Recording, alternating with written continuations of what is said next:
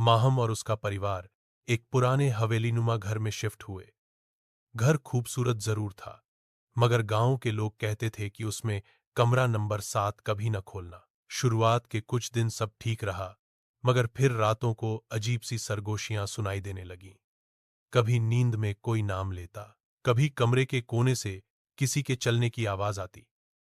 माहम के वालिद ने उसे वहम समझकर नजरअंदाज कर दिया, मगर माहम का दिल मानने को तैयार न था।